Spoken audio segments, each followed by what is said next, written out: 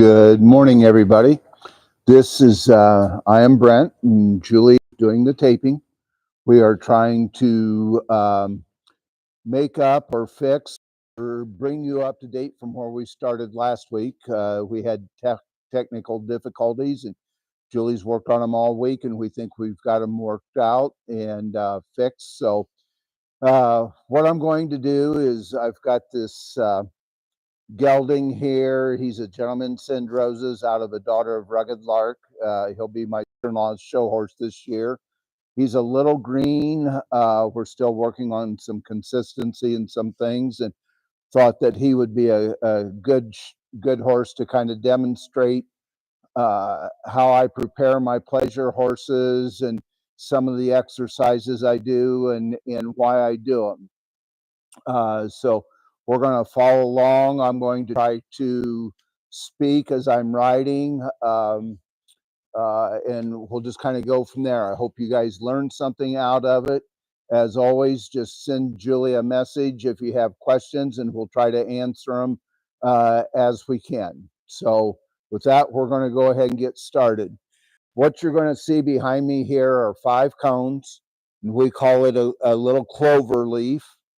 And horses learn by repetition. They're smart creatures. They figure things out, but they learn by doing the same thing over and over. So a friend of mine about a year ago, I've always done something like this, but he brought me this. Mr. Troy Oakley brought this to me, and his mentor years ago started him on this, and it had worked for him for years, and I've been doing it for almost a year now, and it's by far the best program I've ever seen, or best training method to get my horses consistent and calm and prepared to do their job. What I like about it is when we ride in just an open arena, we just ride around. This thing, this little program and exercise makes you stay focused and breaks everything down in small pieces. The goal of a good pleasure horse is to make every step the same, have them be very quiet and consistent. I am absolutely convinced that I can beat you with a consistent ride more than a great-legged horse. Great-legged horses kind of live on the edge sometimes, and if I have the same picture for the judge every time he looks at me, that is a pleasure to ride, and that's what a pleasure horse is supposed to be, a pleasure to ride. It's not to be complicated. It's not to be difficult. It doesn't. You don't want it to look like a problem to or hard to get done. You want to just be able to sit there and let that horse go around. So with all that, now I am going to get started. We're going to just turn around here, and we're going to walk. I call this is, like I said, a 4-leaf clover. When I complete all 4 leaves of it, I call that 1 rep. And when I start out, I just got on this horse. We've walked about 3 minutes around the arena. But we're going to just walk 1 rep, and then we trot, and then we lope. So that gives you an idea of what to kind of look for. And you want to do it at your show pace. You don't want to hurry them or anything. You're going to go from 1 cone to the outside of the center cone and just go to the next cone over this way.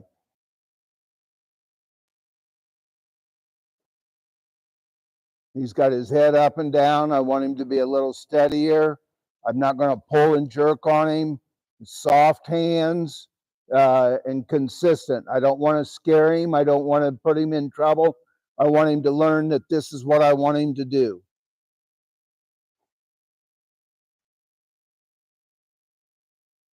And just in a very short time, you're starting to see him get settled in.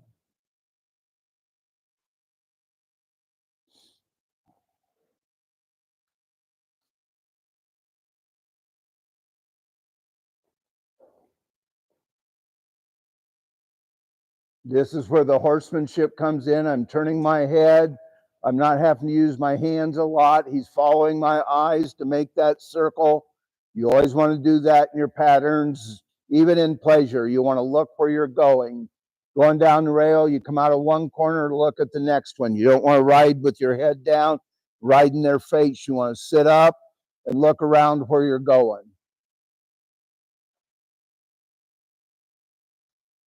Note how quiet and relaxed this horse is getting. You know, his first 10 steps were a little brisk. He said, okay, I understand what this is. He's been with me for about a month. This is obviously not the first time he's done this. This is almost my daily routine right now, for my most seasoned horse to my green horses. And it just really has really helped. You know, you've got a short distance that you're focusing on. There he was looking to the outside. He was turning his shoulder. I gently bring his head back in, make a little funnel, pull my head reins up through that, make him stay there. This is the third leaf. If you can figure it out, I don't mind telling you, it'll take you a little bit of time to do this. Took me an hour not to get lost in this little pattern. So here we are starting our second leaf. So I've completed one rep. I just ended up where I started. Now, because I do want him a little bit more consistent, not quite as looky, I want him a little bit more focused. We're going to change directions and do one the other way. Go to the left this time.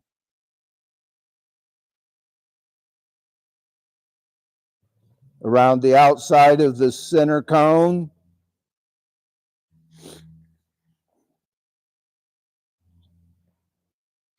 Now he's really starting to pay attention. His ears are focused on me. You know, he's not looking around. What am I going to do next? We're going up here to this cone. Soft with my legs, soft with my hands.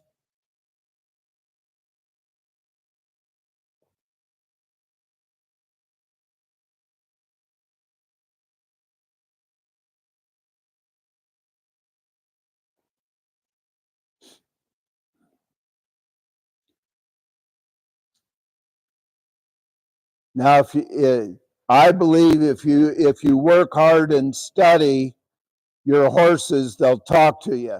He's saying, "Okay, Dad, I'm ready to do something. This is now becoming boring. Let's go to work." And that's where I want to get. You know, I want him to do his job. I want him to have a desire to do his job, and he's telling me, "All right, let's go."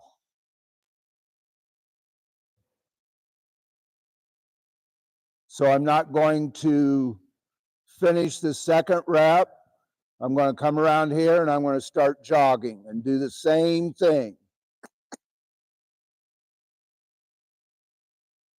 And he carries that same frame, you know, as he was walking, but jogging.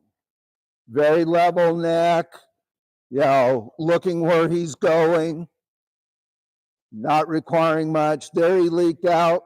I just kind of gently correct him. You know, and granted, he's broke, but he's not completely trained. He is, believe it or not, very green. A very nice 2-beat trot. He's a big horse. He can't trot real slow, but this is pretty slow for his size and length of stride. This is a good gait for Western pleasure. And see how he's just still settled in. Okay, I've been through this. We're just doing it at a trot instead.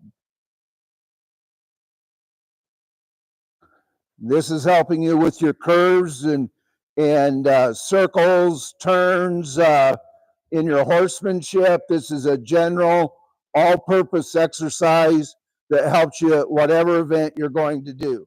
Helps with your steering. You know, whoops, he broke. Kind of gathering back up, push through my calves and legs, I don't have my spur on him yet, just thigh and calf. I want a little bit more bridle out of him. He's a little bit more intimidated, a little bit more vertical, a little bit more intense. There. This is what I strive for. I encourage you to strive for. Make every stride the same. Yeah, and if they're not doing it, correct it. But don't kill them for it. Too many horses are intimidated in this world today that show. Make it look natural. Take the time to study your horse, encourage them to do their job. Yep.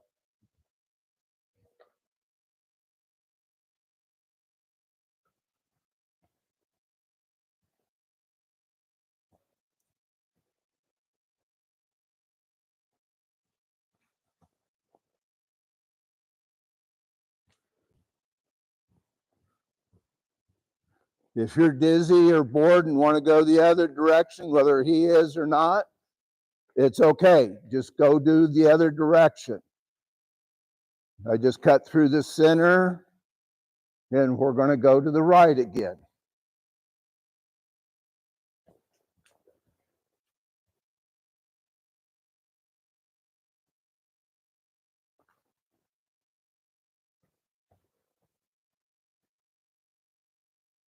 Thing I will tell you is don't go ride your horse when you only have 20 minutes to do it.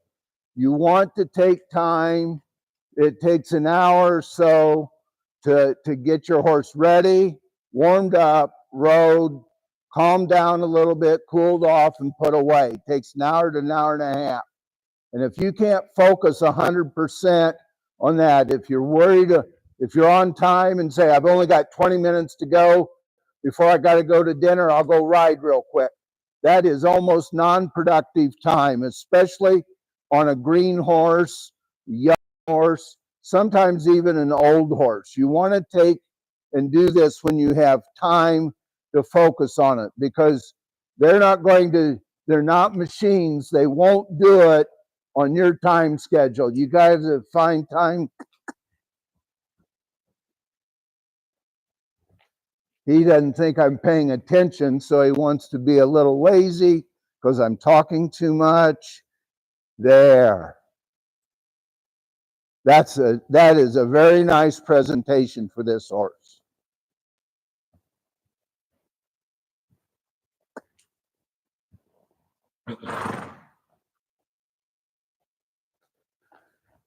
Now, for those of you that want to show on a full drape, he's locked in.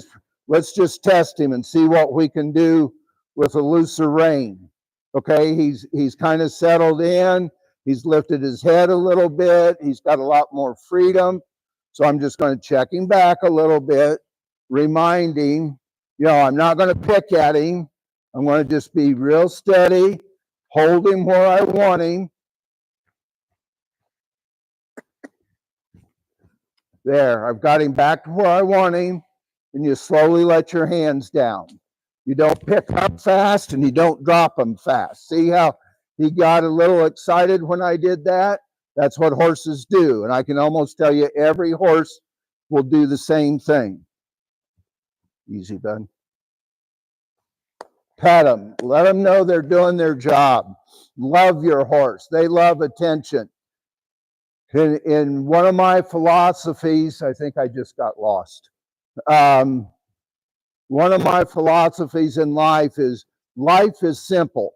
You just treat people like you want to be treated. That is all it is. Horses are the same way. You be nice to your horse, it's going to be nice to you. You want it to do well, he wants to do well for you. And it just works. You got to build that bond with your horse. And if you're quick and snappy and flighty around your horse, you're never going to get him to be like this.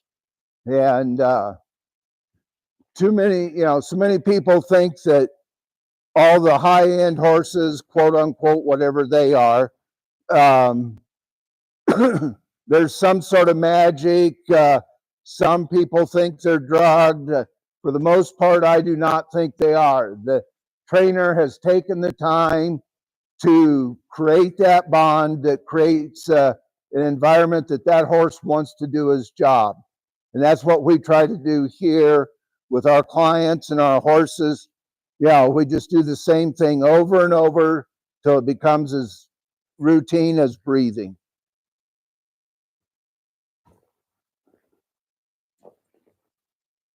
Don't know what that was. So now we're going to just move on. We're going to lope him off. I'll get over here where I think the camera's in a better spot.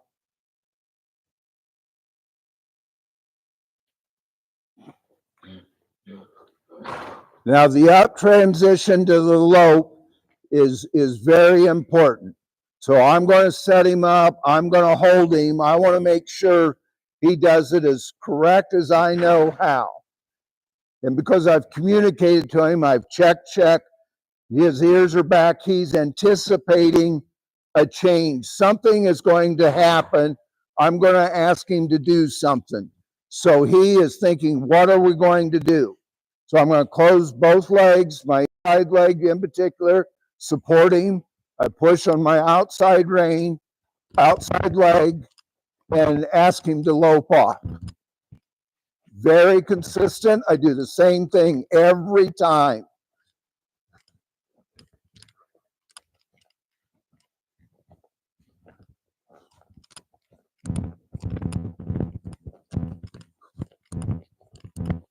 You want to make a bigger loop at the lope. You don't want it to be really tight, so you don't make him break like that.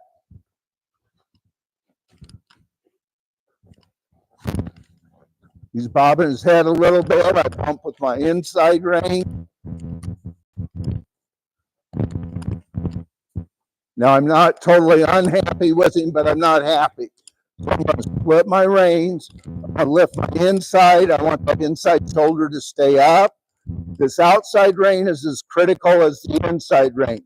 I want to keep those shoulders straight, perpendicular to the ground, parallel to the wall. There. See now how he's dropped?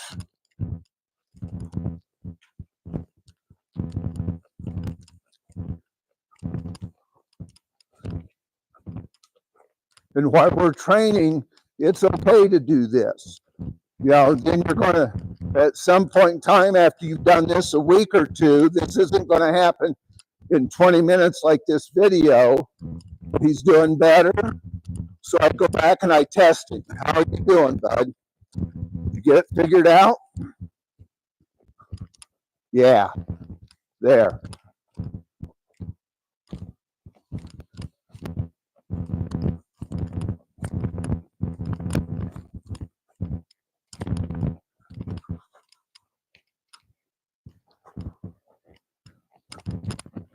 Now I say this is a good prep for horsemanship too. Whoa. I stopped at the cone. His shoulder's even with the cone. I'm going to turn him around. Little pivot. Let him walk forward out of it.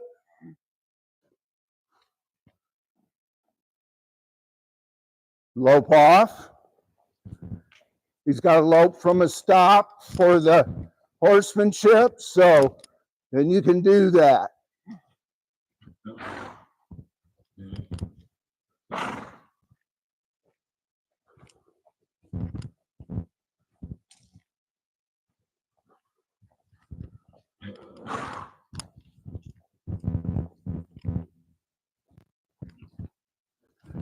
See how every stride's becoming the same.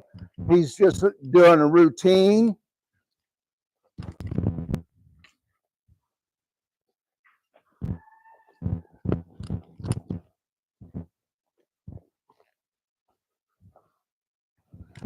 It's making him stay focused on a short distance because he knows he's got to turn.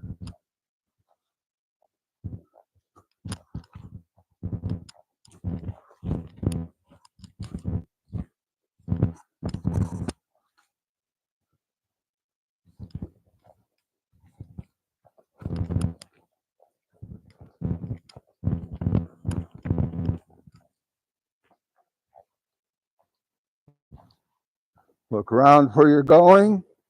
You want to trot at the cone? Trot. Whoops. Pilot air. We'll have to do that again. Change directions. Want to practice my circles now. I'm intensifying my exercise a little bit. I'm asking for a little bit more. Support the support the inside. Check with the outside. Make him follow his eye and his shoulders around this circle. We're going to go straight. Ask him to lope at the cone. And then I'll go back to my clover leaf.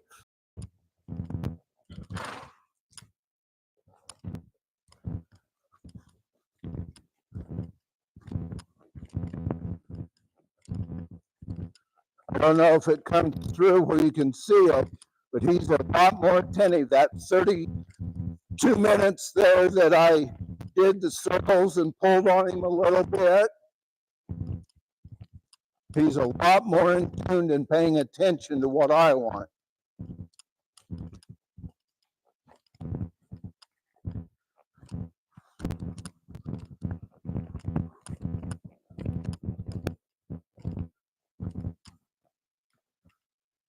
Trot.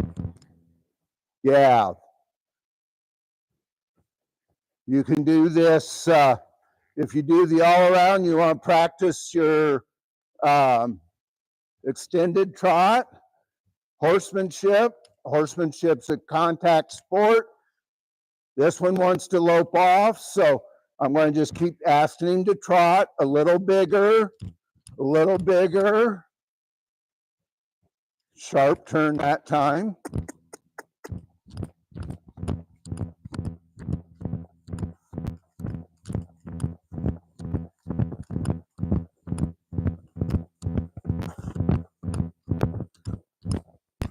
Want to change directions. We just circle around. Go back to the clover leaf.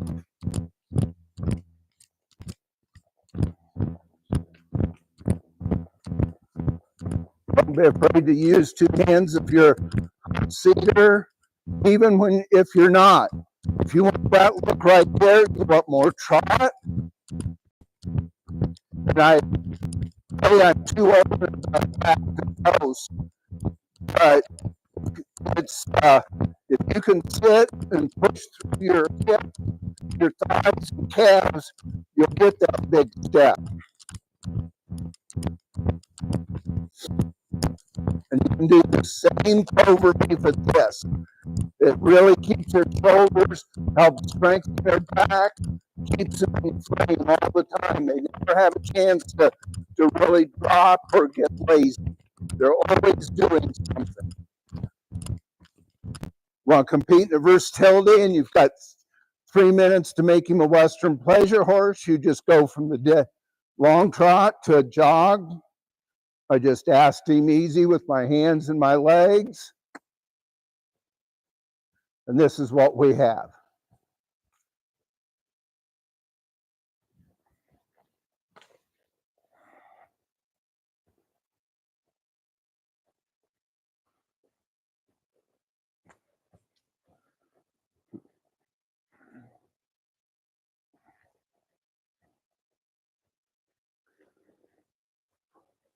I think that's going to be all I'm going to share with you today. I hope you've learned something out of it.